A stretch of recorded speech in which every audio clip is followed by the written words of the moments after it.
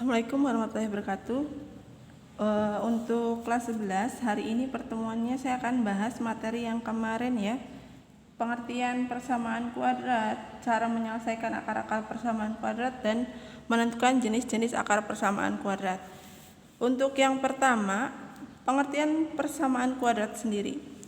Persamaan kuadrat ya, persamaan kuadrat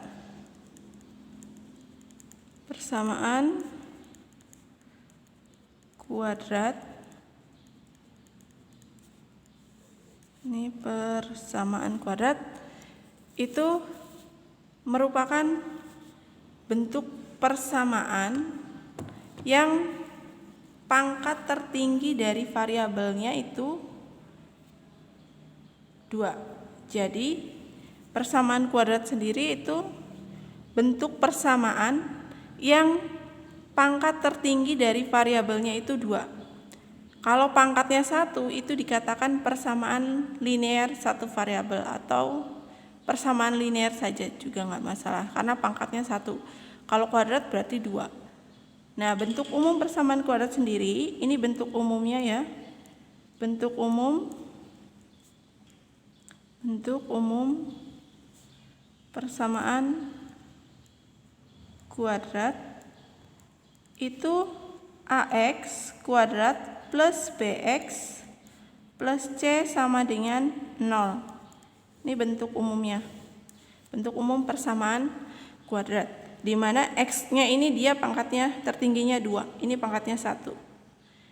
Nah, untuk persamaan kuadrat sendiri, koefisien dari X kuadrat itu angka yang ada di depan variabel X. Itu tidak boleh sama dengan 0. Jadi nanti A tidak boleh sama dengan 0. Dan A, B, dan C-nya A, B, C anggota bilangan real. Apa itu bilangan real? Bilangan real itu bilangan yang terdiri dari bilangan rasional dan irasional. Mungkin kalian sudah tahu, contohnya misalkan bilangan asli, bilangan cacah, bilangan bulat. Itu salah satu contoh dari bilangan real. Nah, koefisien itu angka yang ada di depan variabel.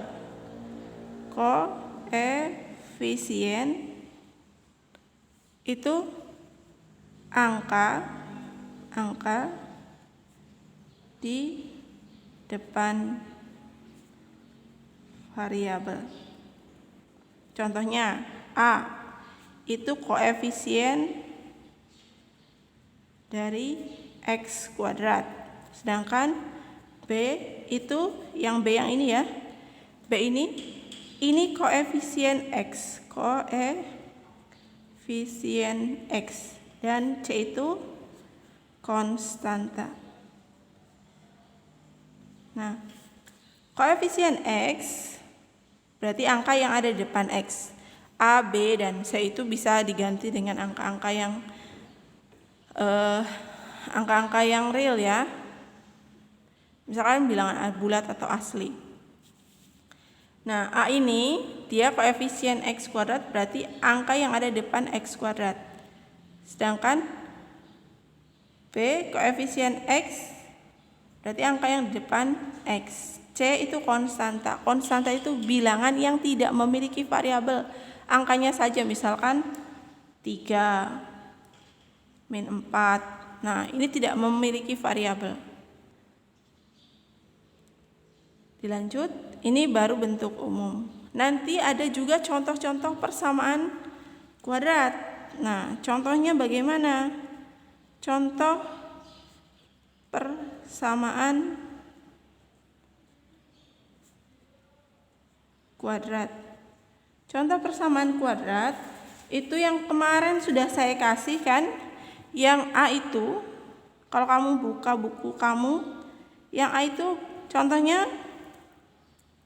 X kuadrat plus 3X min 4 sama dengan 0 ya.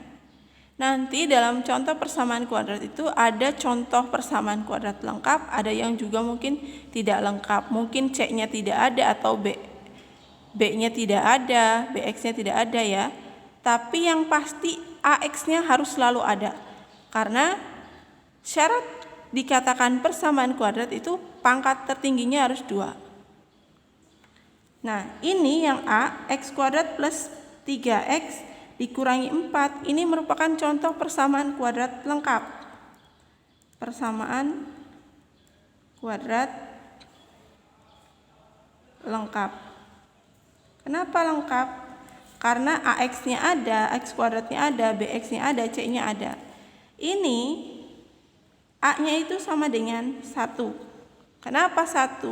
Karena angka di depan variabel X kuadrat ya, ini tidak dituliskan. Kalau tidak dituliskan itu artinya dia ada 1. Yang dituliskan itu angka 2 ke atas. Kalau 1 biasanya hanya ditulis variabelnya saja. Jadi X kuadrat ini dia punya variabelnya 1. Artinya A-nya itu koefisien dari X kuadrat itu 1. Nah, 3 ini B, ini BX ya, 3X ini BX. Nah, berarti B-nya itu 3. Sedangkan C-nya itu sama dengan min 4. Kenapa bukan 4? Kenapa C-nya 4, min 4 bukan 4? Tanda yang ada di depan angka ini, nih ya, dia harus selalu dibawa. Andai kata nanti BX-nya ternyata soalnya ini min 3X, maka B-nya itu min 3. Karena ini B-nya plus 3, maka ditulis saja 3. Paham? Semoga sampai di situ paham ya. Untuk contoh kedua, itu contoh kedua yang kemarin yang masih ada di buku, yang ada di modul itu, contoh keduanya 2X kuadrat ditambah 3X. Nah, 2X kuadrat ditambah 3X ini adalah contoh persamaan kuadrat yang tidak lengkap. Kenapa dikatakan tidak lengkap? Karena di sini hanya terdapat AX dan BX-nya saja, konstantanya tidak ada. Di sini A-nya itu sama dengan 2. Ini A. Ya. A-nya 2. Lalu 3X, ini BX ya. Berarti B-nya sama dengan 3. Lalu kemana C-nya? C-nya itu 0. 0 ini bukan dari sini, bukan dari yang ini, tapi 0 itu karena dia C-nya di sini tidak ada. Nah, untuk contoh ketiga itu X kuadrat dikurangi 4 sama dengan 0. Kalau ini contoh ketiga ini berbeda dengan contoh yang ada di atas. Kalau yang B ini tidak ada konstanta. Artinya konstantanya tidak ada. Kalau ini yang tidak ada, ini juga persamaan kuadrat tidak lengkap.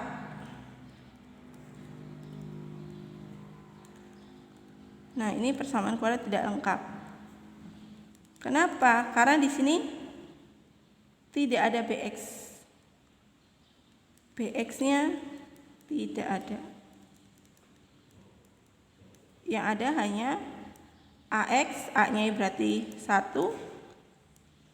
B-nya sama dengan 0 karena tidak ada BX. BX-nya tidak ada.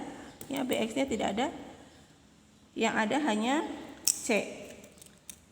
C-nya sama dengan min 4. Jadi A-nya 1, B-nya 0, C yang ini min 4 dari sini. Ya. Di sini. Bisa dipahami? Itu yang saya jelaskan, itu baru contoh-contoh persamaan kuadrat. Yang harus dicatat, persamaan kuadrat itu pangkat tertingginya adalah X kuadrat. Lalu bagaimana mencari akar-akar persamaan kuadrat? Ya. Untuk mencari akar-akar persamaan kuadrat ada 3 cara. Yang pertama, ya, yang sudah kamu tulis, ini mencari akar persamaan kuadrat.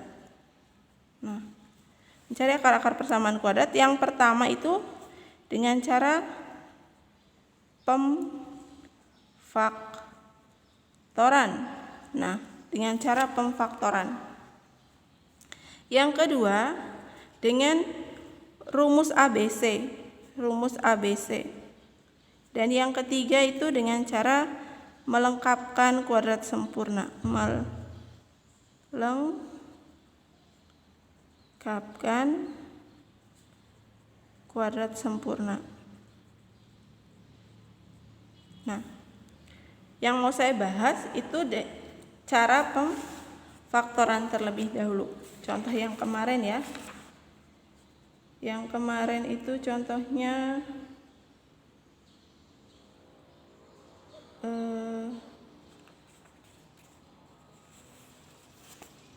nih, kalau nggak salah ya,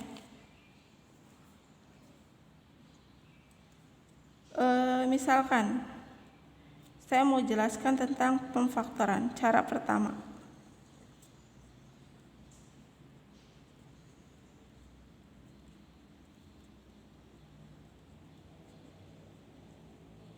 Nah, pemfaktoran ini contohnya ya, cari akar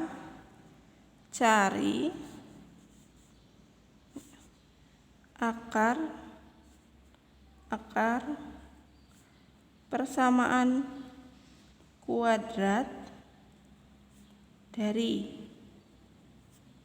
yang A. Yang A itu misalkan X kuadrat min 3X min 28 sama dengan 0. Ini persamaan kuadrat lengkap. Nah, dengan cara pemfaktoran ini kamu bisa cari yang nanti hasil kalinya itu harus memenuhi 28 min 28, tapi kalau di jumlah harus dapat 3. Jadi kamu nanti cari ya, hasil kalinya itu harus 1 dikali 28. 1 kali 28. Tapi ini hasil kali ya. Hasil kalinya itu harus memenuhi ini. Ini ada 1 ya. Ini 1 dikali 28, negatif 28. Jadi hasil kalinya harus memenuhi negatif 28. Nah, negatif 28. Tapi kalau di jumlah itu hasil jumlahnya harus dapat min 3. Nah, caranya bagaimana? Kamu cari, karena ini selisih ya. Maka 28 itu hasil dari perkalian berapa? Negatif 28 itu hasil perkalian dari 4 kali 7. Nah, bisa juga 28 dikali 1. 4 kali 7. Nah, kita lihat di sini. Selisihnya harus 3. Nih, hasilnya kalau ditambah atau dikurangi, selisihnya ya ditambah itu harus dapat 3, negatif 3. Tapi kalau dikali harus dapat negatif 28. Jadi hasil kalinya harus negatif 28, tapi kalau dijumlah dapat 3. Maka yang paling mendekati itu adalah 4 dan 7. Karena 28 dan 1, andai kata dijumlah dia nggak bisa. Kalau dijumlah dia dapat 29. Dikurangi dapat 27. Tidak memenuhi min 3. Tapi kalau 4 dan 7 dia mendekati. Kalau ditambah atau dikurangi salah satunya ada yang negatif, dia bisa memenuhi. Ya. Coba misalkan min 7. Min 7 dikali 4. 4 kali min 7 min 28. 4 ditambah min 7 itu dapat min 3. Contohnya begini lah. Ya, nanti X kuadrat ya. X kuadrat dikurangi 3x dikurangi 28 sama dengan 0. Itu faktor dari x kuadrat. Faktor x kuadrat itu x dikali x. Nah, x kali x ini dari x kuadrat.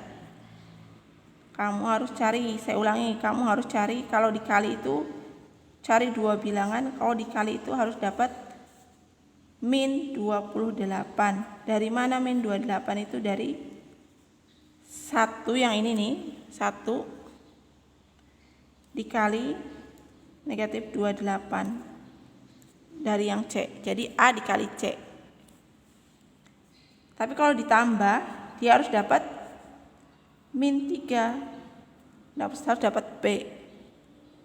Nah, tadi saya bilang yang di atas itu yang memenuhi itu hanya 4 dan min 7. Kenapa 4 dan min 7? 4 dikali min 7 min 28, sedangkan 4 ditambah min 7 itu min 3. Jadi kamu masukkan di sini. Ini 4-nya positif, berarti positif 4. 7-nya negatif, berarti negatif 7. Nanti akar-akarnya itu bisa ada 2 ya. X ditambah, ini harus dinolkan nanti. X ditambah 4 sama dengan 0, atau X dikurangi 7 sama dengan 0. X sama dengan 4. Kebalikan dari 4 itu pindah jadi min 4. Atau X sama dengan, balikan dari 7 itu positif 7. Jadi akar-akar persamaan kuadratnya, akar-akar persamaan kuadratnya itu adalah negatif 4 dan 7. Dipahami ya? Ini yang A-nya sama dengan 1. Di sini A-nya 1 ya. A sama dengan 1. Itu mudah. Tapi gimana kalau A-nya lebih dari 1? A-nya lebih dari 1, perhatikan contoh berikut. Nih A-nya yang lebih dari 1. Andai kata saya punya masih pemfaktoran 3x, nih 3x kuadrat ditambah 2x min 5 sama dengan 0. Ini A-nya bukan 1, tetapi A-nya lebih dari 1. Maka nanti kamu harus cari dulu dua bilangan yang dikali itu harus dapat negatif 15, tapi kalau ditambah dapat 2. Jadi faktor dari 3x kuadrat itu 3x kali 3x dulu lah. 3x dikali 3x, karena 3x kuadrat berarti kamu simpan 3x dikali 3x. Nanti kamu cari dua bilangan, kalau dikalikan itu dapat 3 dikali min 5. Artinya kalau dikalikan itu harus dapat min 15. 3 kali min 5 itu min 15. Tapi kalau ditambah dia harus dapat 2, harus dapat B. Jadi harus dapat 2. Berapa bilangannya? Ini A dikali C ya. Berapa bilangannya? Yang hasil kalinya 15, tapi kalau ditambah dapat 2. 15 itu kan perkalian 5 kali 3. 5 kali 3. Nah, 5 kali 3. 5 kali 3 itu 15. 5 kali 3, 15. Nah, berarti salah satu ada yang negatif. Selisihnya dia harus dapat positif 2. Maka yang paling kecil tandanya negatif. Nanti berarti 5 ditambah min 3. 5 tambah min 3 itu positif 2. Berarti kamu simpan 5-nya di sini. Positif 5, ini negatif 3. Itu. Nanti akar-akarnya berarti dapat 3x ditambah 5 sama dengan 0, atau 3x dikurangi 3 sama dengan 0. Nah, berarti ini 3x sama dengan 5 pindahkan min 5 ya. X sama dengan min 5. Ini kali pindah, kamu jadikan bagi. Karena ini positif dia tidak berubah tanda. Ini perkalian, kalau dipindah tidak berubah tanda. Jadi tetap 3. Kenapa ini berubah tanda dipindahkan berubah tanda jadi negatif, sedangkan ini kalau dipindahkan tidak berubah tanda? Untuk yang pengurangan dan penjumlahan, misalkan 3x tambah 5. Karena ini tambah, kalau dipindahkan jadi negatif. Kalau ini 3x, ini dalam bentuk perkalian, 3x itu 3 dikali x. Jadi kalau dipindahkan, dia tidak merubah tanda. Jadi tetap positif. Jadi nanti negatif 5 per 3. Yang kedua, akar kedua itu atau 3x kurangi 3 sama dengan 0. Maka 3x sama dengan negatif 3 pindahkan jadi positif 3. X sama dengan 3. Ini pindahkan 3, yang ini kamu pindahkan. Dibagi 3. X sama dengan 1. Jadi akar persamaan kuadratnya itu min 5 per 3 atau 1. Nah itu. Ini contoh kedua untuk pemfaktoran.